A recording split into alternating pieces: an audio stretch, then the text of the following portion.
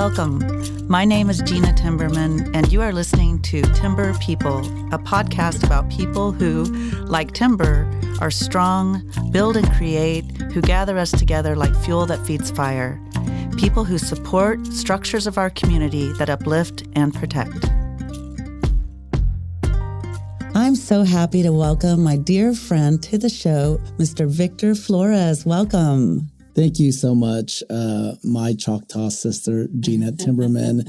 We have been trying to do this podcast for quite some time. And I know that between you and I, we're probably, two of the most busy people in Indian country, because I know that we always see each other in passing usually. Yes. And, you're one of those people that I've met before we became closer friends, of course, and have spent a lot of good time together over the past year, especially.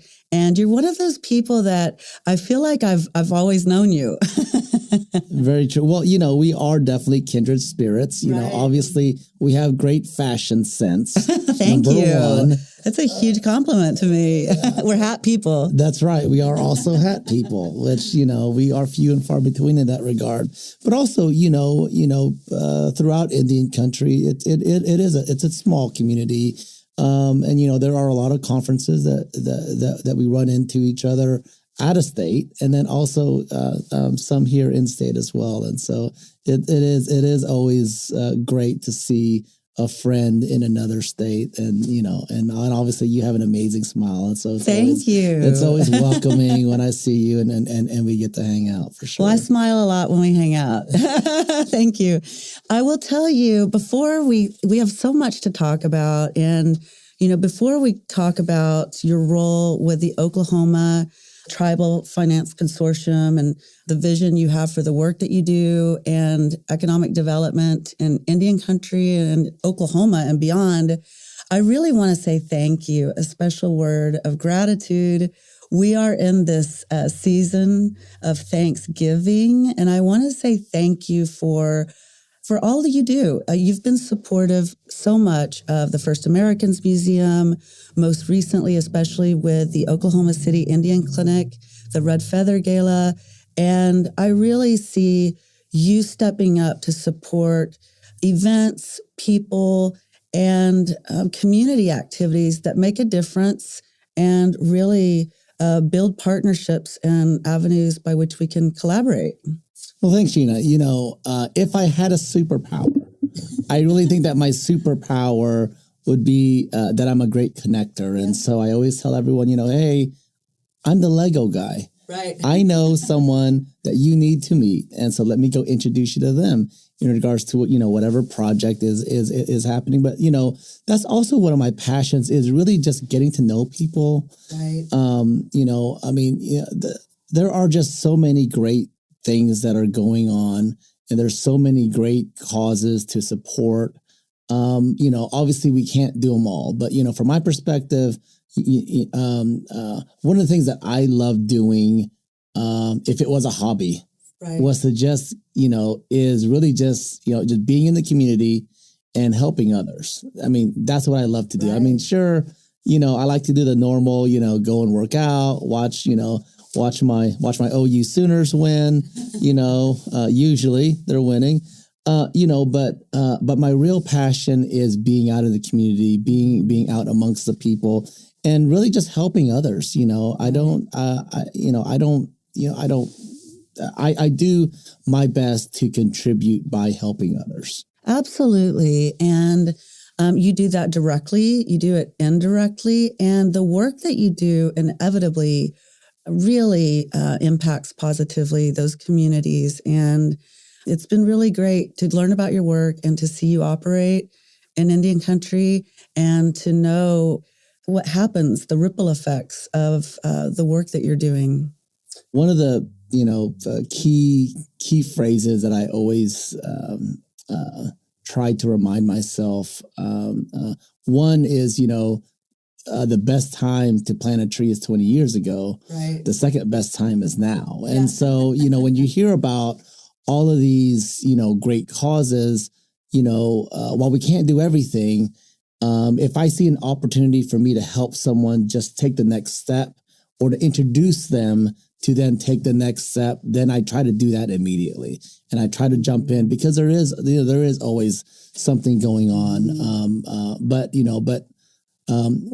one important piece is really being intentional with your friendships, intentional with your partnerships, intentional with the work that you're doing. And so, I'm all about impact, not just about, just doing the work. And so, when I'm working with tribal nations or tribal communities or businesses that are working in Indian country or just anything else in the community where I'm serving is, how can I help or rather, how can I enhance what they're doing in regards to providing value to whether it's a client base or whether it's their tribal community or whether it's their customers as a business. Absolutely. I'm curious as to how you started working in this field of work and what your journey was really getting here. I actually started out in healthcare. My first master's was in business and in finance from Oklahoma Christian. My second master's was actually from Trinity University in San Antonio. Go Tigers. And that was focused on accounting, but also in healthcare. And so I worked at Integris Health. One of my dear mentors, Stan Helpfeld, which is the previous system CEO for Integris Health. And so, from there, that's really where I got the consortium concept in regards to bringing like-minded folks to focus on issues where we can all learn together, where we can all really become better and stronger together for that specific field, right? And so I started that in healthcare. And then so from my healthcare journey, I was recruited to a tribal health system to become their CFO, which I did for about 6 months to a year. And then I was recruited to be the CFO for a tribal health system and then a tribal administrator. And then I was a tribal CFO or interim tribal CFO for other tribal nations, all here in Oklahoma. Also at the time, I was a adjunct professor for Southern Nazarene University. It'd be fun to take one of your courses.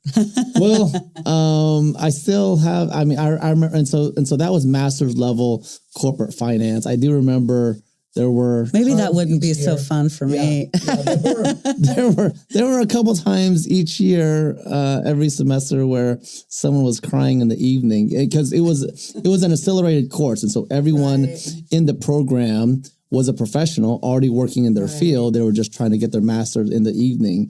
And so it was an 8-week session, 3 hours, 1 week a night. And so it's a lot. Intense. It was very intense, and I don't know if I, was the most lenient professor, but most of my students will probably tell you today that, hey, while he wasn't the most lenient and he had to grade on a curve, they learned a whole lot. And that's what's really key. And that actually, while I was working as a tribal CFO, that's kind of where the concept of the Oklahoma Tribal Finance Consortium started, and then also the OSU Tribal Finance and Accounting Program. If you would love for me to jump into that, I would love that. I would love that. OU's doing some great things. I'm really excited about what's on the horizon with our universities, OU, Oklahoma State, our state 2-year colleges. Yes. There's something happening that you hear about all the time, and I'm really excited about the climate that we're in, but also where we're going in higher education here in Oklahoma. I really feel that, one of the key pieces is their outreach to Native students and to Native communities, as well as, helping them to choose the right path, because, a 4-year college is not always going to be the right path for every single person, or it may be a 2-year program, or it may be a tech school, right? And so there's a lot of there is a lot more collaboration happening. In fact, I'm going to jump to another topic just to really make that point. And so here in the Oklahoma City market, the four minority chambers have started meeting this year, and so we have the Greater Oklahoma City Hispanic Chamber, the Greater Oklahoma City Black Chamber, the Greater Oklahoma City Asian Chamber, and then, of course, the American Indian Chamber of Commerce Oklahoma City chapter. And so all those leaders have really come together, and I'm also in that group. And so, we've met with the mayor, we've met with large organizations here in our market, and, in every meeting, you have those leaders saying, we've never seen the four minority chambers really coming together in the same room, not only to have a united voice, but also to say, hey, we're working and collaborating together to help all of our businesses and all of our communities here in the Greater Oklahoma City area. And I got to tell you, that is just really, really encouraging, and it's actually exciting. And so, just stay tuned. 2024, you're going to be hearing some really loud roars from that group. I love that the chambers are connecting spheres of influence. I love the concept of having everyone's voice at the table from different aspects of our community, culturally, from different sectors of our economy of our community. And I love the symposium aspect of everything. And, they say that you take a piece of river cane, you can just break it. But when you take a number of river cane, you can't break it. It's strong together. And so that is important. This is a time where you see that strength and collaboration in our community. And like you said, it is exciting. And I know that 2024 will bring some great things for the collective community. Yeah. Gena, I would be remiss if I didn't say a quote from a dear friend of mine. It's not his quote, but he says it a lot. And so Governor John Johnson of the absentee Shawnee tribe, great friend of mine. And so, he always quoted Tecumseh, which was a great Shawnee leader and chief. He always said that a single twig breaks, a bundle of twigs is strong, which, really kind of goes back to what you were saying as well. Right. Yeah. Yes. So going back to the Oklahoma Tribal Finance Consortium, how did that get started? Why did I do that? And so when I became the tribal CFO for a tribe, they sent me to a lot of trainings. All those trainings were out of state. Right. And so as Oklahomans, you're looking in the room in these conferences, and you're looking for other Oklahomans. And so all of my counterparts, tribal treasurers, tribal CFOs, tribal economic development leaders from other tribal nations here in Oklahoma, I actually met them first in a different state. Isn't that funny how that is the reality. It was wild. And so, as a group of 10 to 12 of us started to get to see each other, once a month over a course of a year, I was kind of like, hey guys, why aren't we meeting in Oklahoma? And they were like, well, all of the trainings, for the most part are outside of Oklahoma. Right. And I'll just kind of well, hey, from our perspective as tribal treasurers, tribal CFOs, economic development leaders, we all speak the same language, hence the consortium concept. And so, we're not competing in that regard. We need to learn from each other. We need to become, stronger together. We need to also help each other with the predatory businesses that are out there. There were some businesses out in Indian country that were essentially, tribe hopping here in Oklahoma. And so as tribal CFOs, we see all contracts for the most part, as well as treasurers. And so, we were able to contact each other. But the reason why we weren't contacting each other as well before is because we didn't even have each other's contacts. So that's the first thing that I did is I contacted the other 37 federally recognized tribal nations here in Oklahoma. And I said, hey, who is your tribal treasurer? Who's your tribal CFO? Who's your economic development leader? Who's your health director?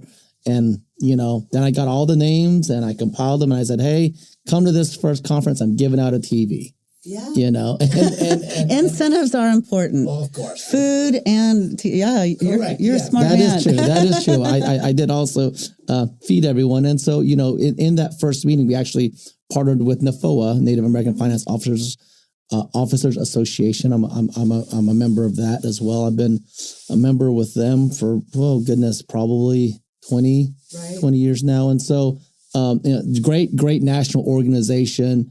But for our tribal nations here in our state, especially here recently in the past 5 or 6 years, there are things that we in our state, have a specific impact on our tribal nations, and we need to be working on them together. Right. And so, and it was fortuitous that we started that back in 2017. And so that was great. And so I sent, and a lot of my counterparts sent a lot of their staff to Arizona State University for their tribal finance and accounting program, which is a great program. It was the only one in the country at the time. And so, I reached out to them and to some of their instructors. I said, hey, hold your classes here in Oklahoma. Right. We have 38 federally recognized tribal nations. Bring your classes here and we'll fill them up. And at that time, they're just like, well, we really like you all spending your money here in Arizona. And I said, well, we have our own universities. And so immediately I reached out to the OU School of Law as well as to the OSU Spear School of Business. And so we really collaborated to really put that together back in 2018. Mm-hmm. They won a national award back in 2019. So kudos to OSU. And then Harvard University followed close behind with their tribal program. And so that focus was really to help educate. So there's a certificate program that we started, which is really focused on tribal leaders first coming in to work for their tribal nations who may not have had experience working in Indian country, because there are those idiosyncrasies that we have,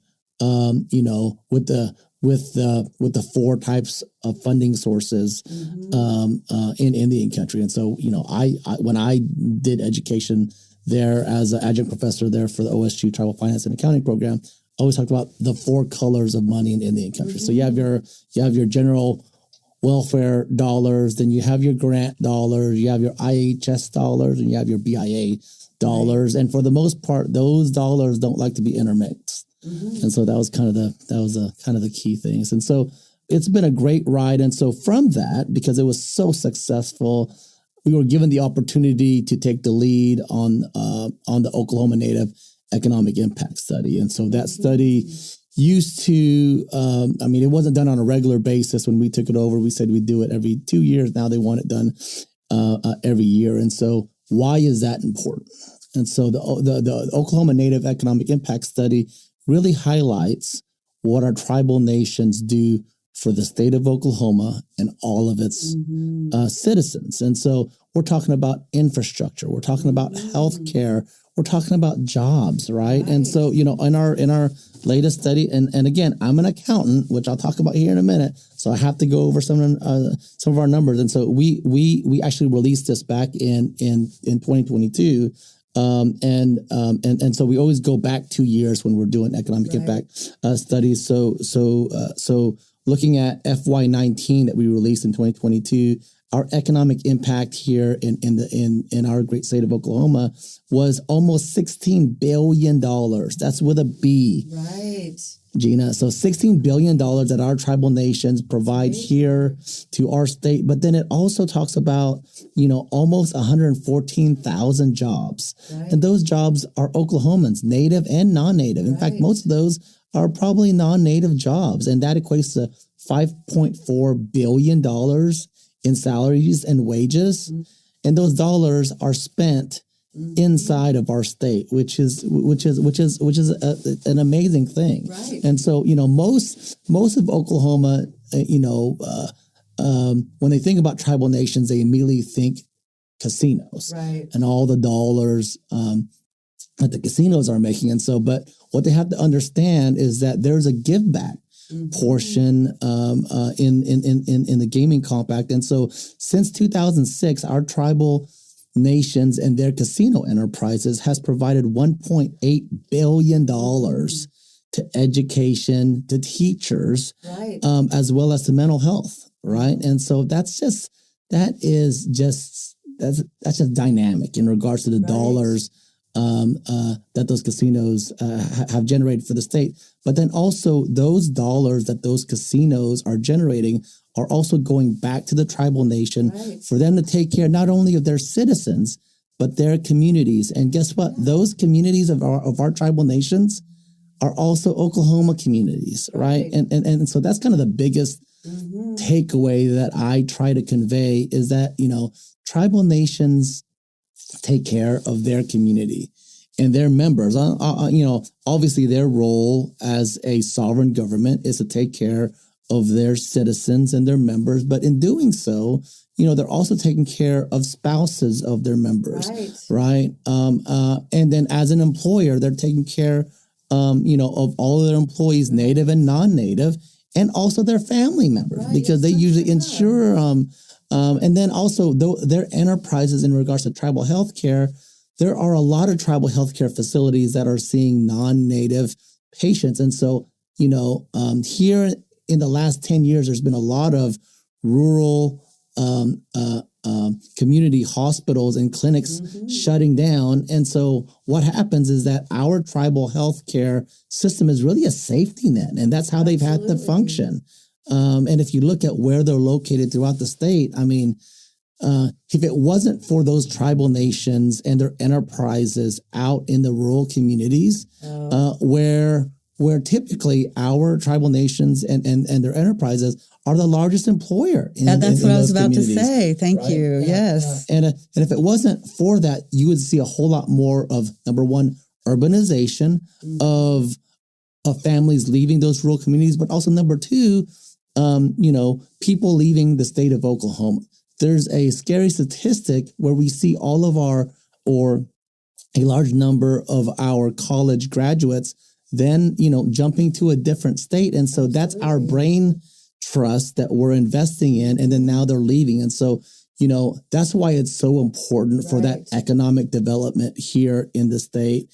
And I got to tell you, our tribal nations have partnered, there is no other enterprises here in our state or, where, because our tribal nations are not leaving the state of Oklahoma, right? We don't need incentives to stay. We are always going to be here. We're always going to take care of all of our communities and all of our employees. And so, that's probably the greatest asset of the state, which, sometimes it gets overlooked. And so that's why the economic impact report is so important, because it's not just anecdotal stories. It actually ties it to the numbers. And numbers don't lie. Correct.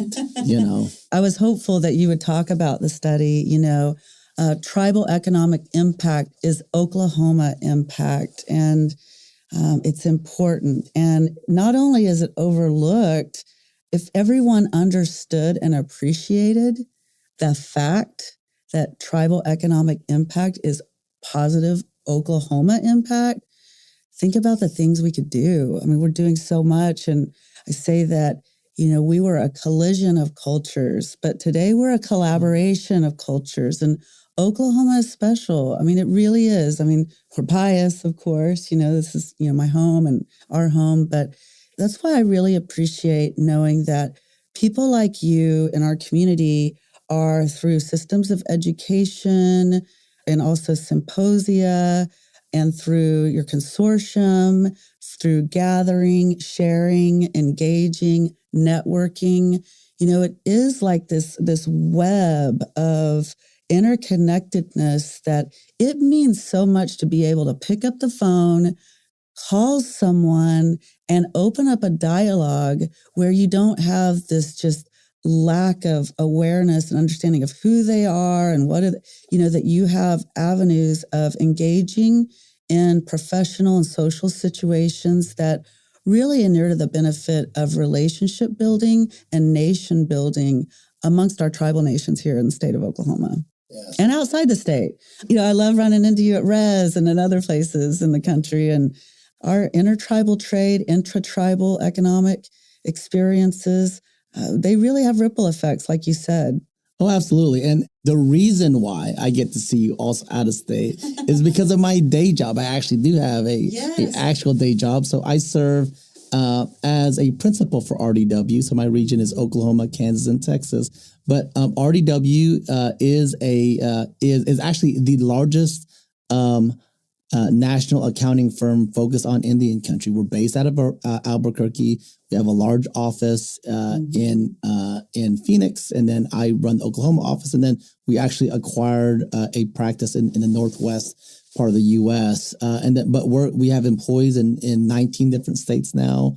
And we're also in India and in the Philippines. I didn't know that. We have remote employees there. That's awesome. And so, in RDW, I work with our national tribal practice leader, Wes Benally.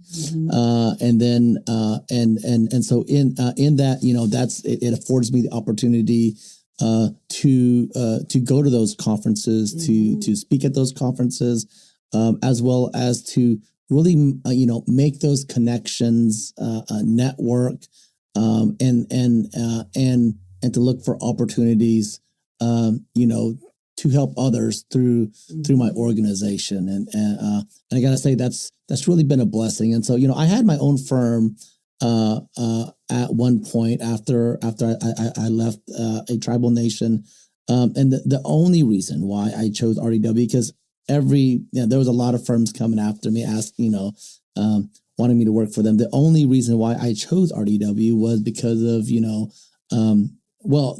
main reason was one of my mentors, Corinne Wilson. She's a tribal member from a tribal nation there in Arizona, and so. She was the one who really recruited me, and I've known her for probably 8 years before I joined RDW. And then as soon as I joined, she announced that she was retiring. But no, and so that was kind of the main reason. But it was also because RDW is really passionate about serving Indian country, and so I will definitely say I've been blessed to be a part of that organization. I'm so glad they support you. And I really appreciate the fact that you honor and recognize your mentor. Mentors are important, and how you're mentoring others in our community, that's important too. And Victor Flores, I just want to say thank you for being on the show.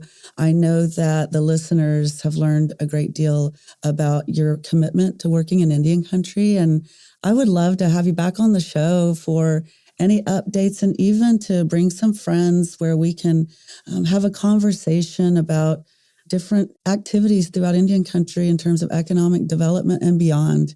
And so thank you so much for being here today, my friend.